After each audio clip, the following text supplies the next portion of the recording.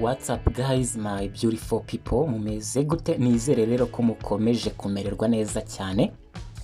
Hanyuma uyu munsi nje kuvuga ku bintu bigera muri bitatu. Icyambere ndi buvugeho ni Catizen tugiye gutangira gutradinga mu kanya gato cyane rwose. Ushobora no kuri buze kurangiza iyi video. Iyi Catizen yamaze kuba spot listed. Ikindi kintu ndi bukubwire nyine ni hamster combat. Moscow airdrop nyinshi zizalaunchinga muri uku kwezi kwa 9 ndetse n'ukwezi kwa 10. Ngira ngo wenda Dogs airdrop ya launchinze mu kwa 8 muri uku kwa 9 tugiye gukurikizaho iyi Catizen ndetse n'ejo bundi kuri 26 tuzakurikizaho hamster combat. Ndaza no kuvuga kuri bull kuri bitcoin halving. Abantu bajya bibaza cyase nanjye bambaza ngo burani zahaba ryari. Burani ni iki? Burani nyine ni igihe kidasanzwe muri cryptocurrency kiboneka muri buri myaka ine, cyangwa se mu yandi magambo wavuga ko burani ari bitcoin halving. Bitcoin halving nyine ni uburyo bakoresha bakagabanya ingano ya bitcoin abantu bagendaga bamayininga. Wenda n'urugero niba bamayiningaga wenda ku muvuduko wa hash power imwe ku isaha, barabigabanya nyine ni bitcoin halving, ni ukugabanyamo kabiri.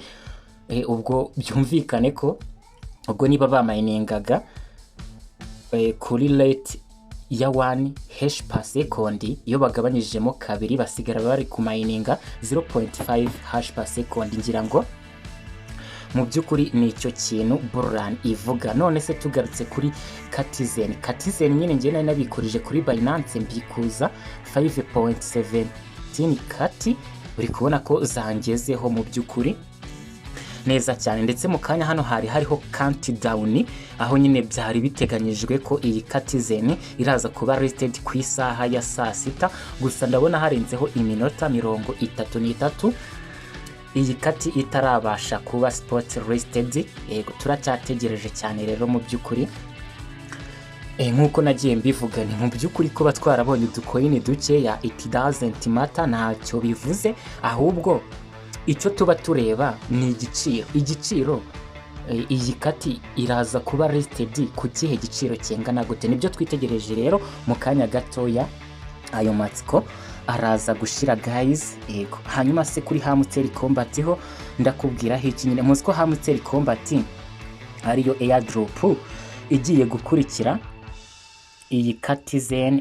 Ngira ngo iyi Catizen iraza gukurikirwa na hamster combat. Kuri hamster combat rero ni ze strategy ukwiye gukoresha kugira ngo mu byukuri uza maximizing profit, cyangwa se uzabashe kubona much more allocation, cyangwa se uzabashe kubona amafaranga mu byukuri. Mu yandi magambo nibyo nje kukwereka rero guys. Gusa nyine niba uri mushya hano kuri uyu muyoboro wa YouTube channel witwa How to Get Paid, nagusaba ko waza kugenda ukoze kuri subscribe kugira ngo igihe cyose nkizo video ujye uyibona mu bambere, kuko hari nk'abantu rwose bareba video imwe yanjye ugasanga bari kumbaza ibibazo nagiye sobanura kenshi muri video zahise. Ubwo rero icyo nagusaba kanda kuri subscribe niba ari kubonye video zanjye, cyangwa se utarabikoze, kugira ngo igihe cyose utazacikanwa na update ngenda nkuzanira.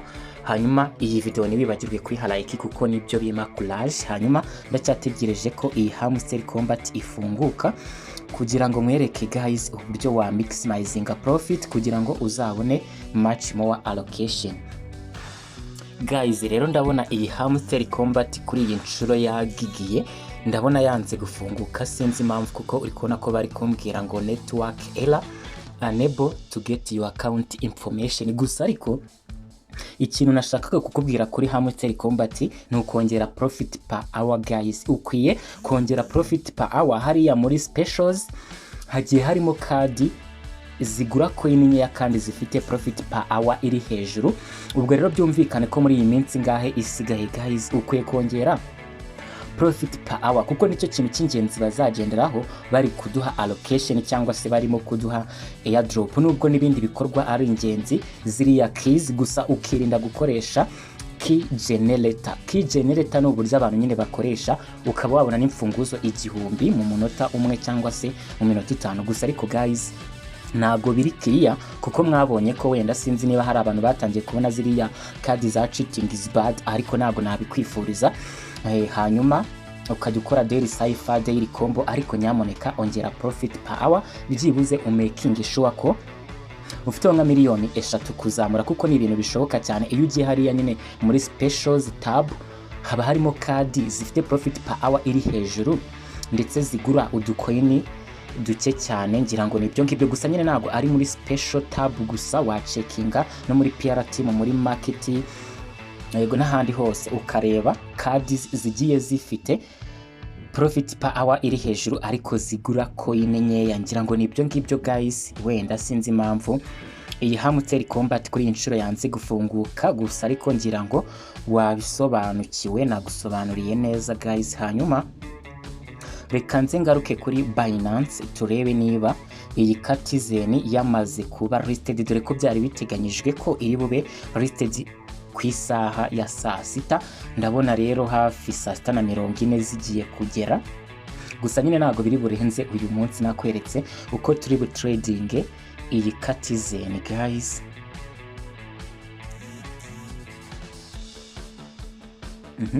Reka nze hano kuri wallet turebe ibyari byo, niba turakomeza gutegereza se cyangwa niba byakunze tugahita dutradinga iyi Catizen.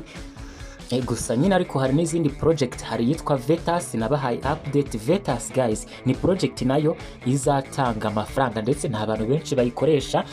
Hari iriya Binance Moonbinks, nayo ni project nshyashya. Hari izindi project nagiye mbagezaho, hari Brahamu yo ni urundi rwego, hari X Empire, hari project mu by'ukuri nagiye mbagezaho zose zizatanga airdrop kandi mu gihe kitarambiranye. Hanyuma reka nze turebe hano, uri kubona ko mu by'ukuri mu minsi yashize Bitcoin yari iri ku 54,000, 55,000. Uri kubona ko mu by'ukuri nko mu minsi 3 Bitcoin yongeye kuzamuka, ndetse n'izindi crypto n'izindi altcoin zose uri kubona ko mu by'ukuri zirimo kuzamuka. Niba Bitcoin yavuye ku 54,000 gutyo ikaba yageze ku 63,000 by'idolari guys, Bitcoin irimo kuzamuka cyane, wagira ngo bull run iregereje. Gusa hari abantu bagiye batanga prediction bavuga ko muri iyi bull run Bitcoin izagera ku madolari 100,000. Si ibyo bintu tuzabona koko Bitcoin yakoze all time high ikagera ku 100,000 by'idolari? Reka tubitegereze turebe. Gusa ni ibintu bishoboka kuko umwaka washize yari iri ku 20,20 na bingahe by'idolari, 24 gutyo. Ubwo rero muri kubona ko yabashije gukora move igakora 3x. Rero kuba n'ubu yakora 2x ikagera no ku 120,000 ni ibintu bishoboka cyane rwose. Ni muri cryptocurrency ibintu byose biba bishoboka. Hanyuma guys, wenda reka mbe miniye aha gatoya gusa nyine iyi Catizen nimara kuba spot listed ndaza guhita nkukorera video guys, ndaza guhita nkukorera video update y'uburyo turi bu trading tukabona amafaranga twakoreye akatugeraho kuri mobile money, kugira ngo ugire na crash zo gukora izindi project nakubwiye zirimo Brahamu, zirimo Vetas, zirimo X Empire. Aya mbere yonge nayakinyereyeho mwarabibonye. NFT yanjye nayigurishije amadolari 10 nangahe, nubwo ari make ariko nyine mwibuke ko nta kintu tuba twashoye.